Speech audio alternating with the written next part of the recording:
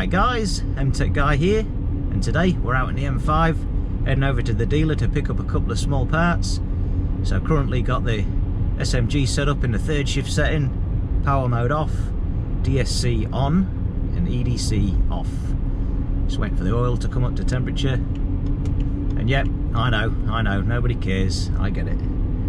Yeah, heading over to the dealer, pick up a couple of small parts.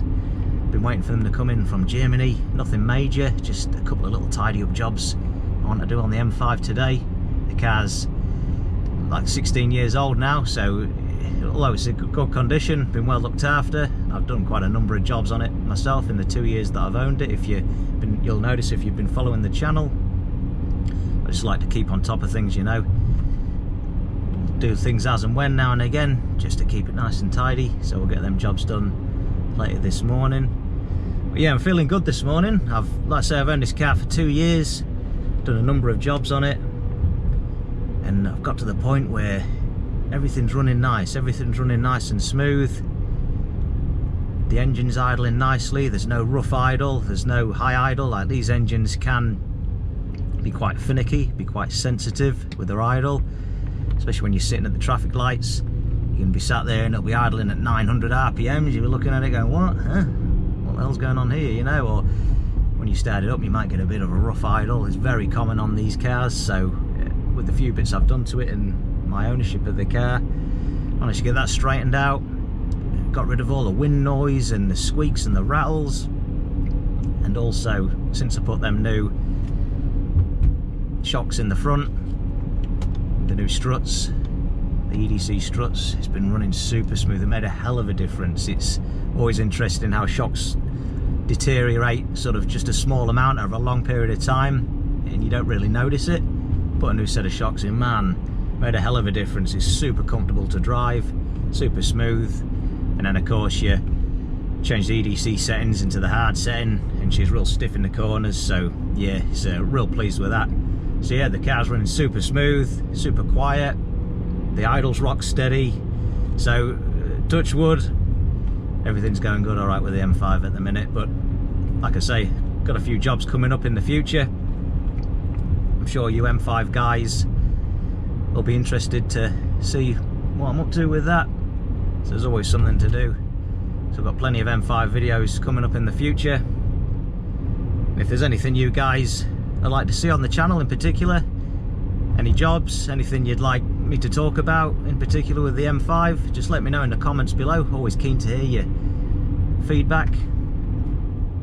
Yeah, so I've still got the E53 X5, still going strong as the family wagon. It's coming up to around 250,000 Ks now, that car. And sold the E46 Coupe a few months ago. I'd owned that car for 9 years. I really loved that car. It was awesome. It was my daily driver for that whole time. I did a lot to that car in the time that I owned it, really tidied it up. It was in a hell of a good condition when I sold it. Yeah, I was just getting a bit bored with it. It was an automatic. It was great as a daily driver, but time to move on to something new. So I'm thinking about getting another car. Just toying with the idea at the moment. Not sure what to get really. I'm in a situation now where the only cars I've got the M5, got the E53 X5. They're both gas guzzlers, especially this bloody thing. So I'm spending a whole heap of money on petrol all the time at the minute. So I wouldn't mind something, another BMW definitely, maybe something a bit more economical. I don't mean some silly little 4-cylinder thing, but you know, anything's more economical than this thing. So just something that's cool, something that's exciting to drive, but it'll make a good little run around, especially for the wife, because she's going around in the X5 most of the time, and if it's just here going out getting the shopping, silly things like that, you know, it's chewing through a lot of petrol. It's all right when we're out as a family, me and the wife and the 2 kids, but yeah, we'll see what's out there, we'll see how we go. But anyway, let's head over to the dealer, let's pick my parts up and see what I've got.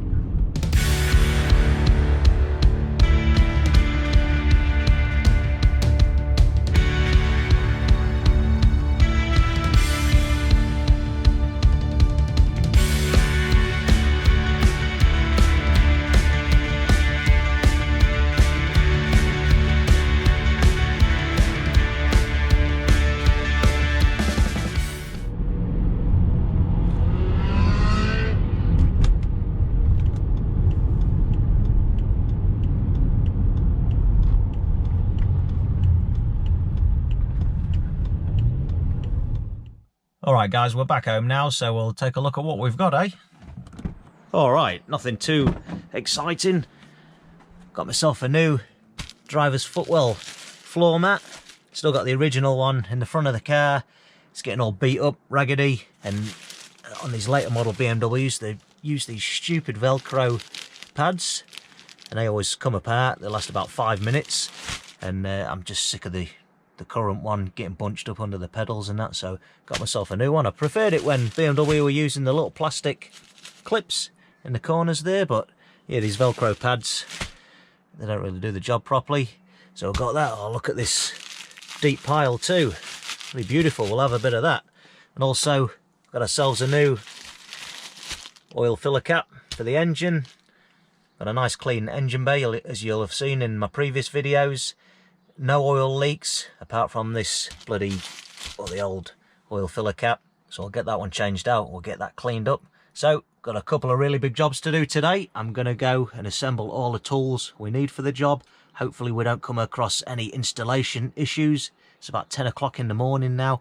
Better get cracking. I want to get all these jobs done before the sun goes down at about 5 o'clock tonight. So let's get cracking. First, cup of tea though.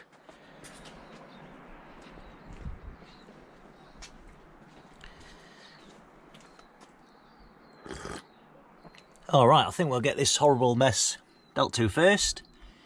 Get that cleaned up, the new matting, and then we'll move on to the engine bay.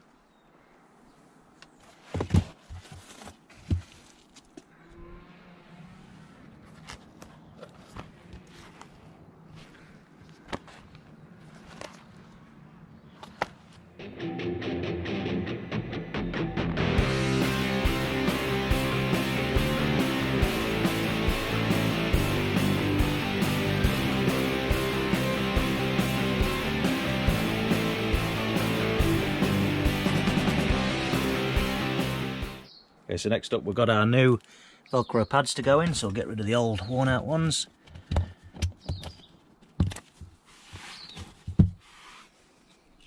To them, stick the new ones in.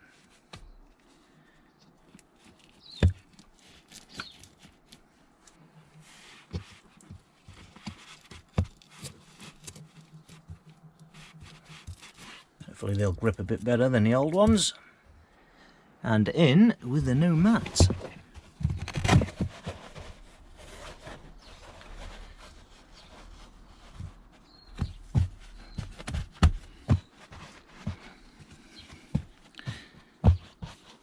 That's better. Taking a few years off the old girl.